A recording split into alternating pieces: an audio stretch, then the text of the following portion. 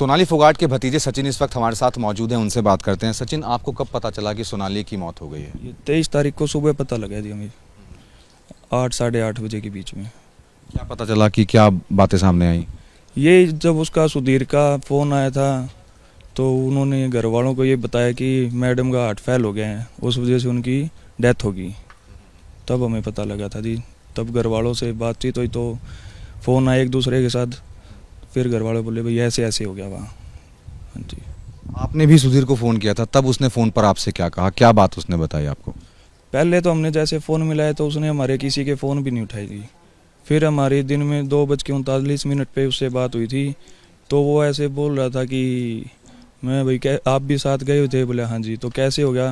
बोला कुछ नहीं, रात को 2-3 बजे तक हम ठीक बातें कर रहे थे, होटल में थे, रूम में, हमने अच्छे से खाना वाना भी खाया, फिर हम सो गए थे। तो सुबह 7:30 बजे मैं उठाऊँ, उठने के बाद मैं 5 मिनट के लिए होटल के रूम से बाहर गया हूँ, वापस आया तो मुझे फिर ये इन अवस्था में मिले। हाँ जी।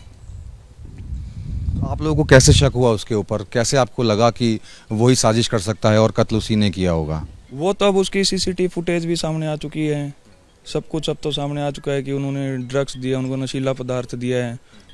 उस वक्त हमें शक हो गया था क्योंकि हार्ट फेल उनका होने का कोई कारण ही नहीं है, क्योंकि वो अच्छे से रहते थे, जिम वगैरह भी जाते थे, योगा भी करते थे, अच्छी डाइट लेते थे, अपने सेहत का वो खुद अच्छे से ध्यान रखते थे जी। हाँ जी। सुधीर सांगवान के बारे में ये भी पता चल रहा है कि परिवार से दूर कर दिया था उसने सोनाली को। किस तरीके से दूर कर दिया था?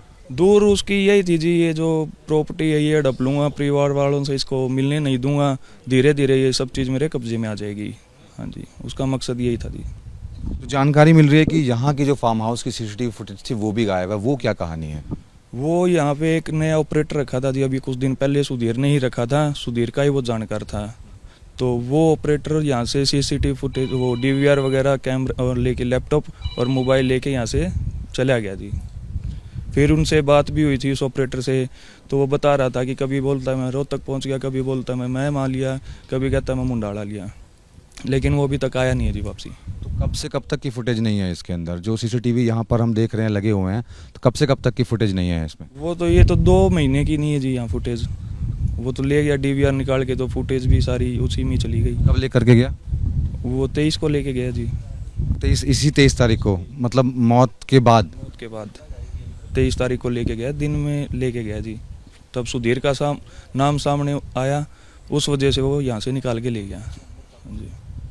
तो ये थे सचिन, जो कि सोनाली फोगाट के भतीजे हैं, और ये बता रहे हैं कि जो सीसीटीवी यहाँ कैमरे यहाँ पर लगे हुए हैं फार्म हाउस के अंदर, ये जो पूरी की पूरी फुटेज है, सुधीर के कहने पर जो ऑपरेटर था वो यहाँ से निकाल कर ले जा चुका है। तो कहीं ना कहीं इस मामले के अंदर साजिश के जो तार हैं वो अब सुधीर सांगवान की तरफ साफ तौर पर इशारा कर रहे हैं। जिस तरीके से उसने सीसीटीवी फुटेज को यहाँ से गायब करवाया, इसके अलावा फ़ोन पर जो परिवार से बातचीत की उसमें उसने कहा कि सोनाली से रात भर उसकी बातचीत हुई और सुबह उसकी मौत हो गई। तो कहीं ना कहीं वो लगातार झूठ बोल रहा है और उसके झूठ से पर्दाफाश हो रहा है। अब वो पुलिस की रिमांड पर है, अब रिमांड में भी वो अब सारे राज उगलेगा। कैमरामैन जितेंद्र के साथ मनोज वर्मा, एबीपी न्यूज़, हिसार।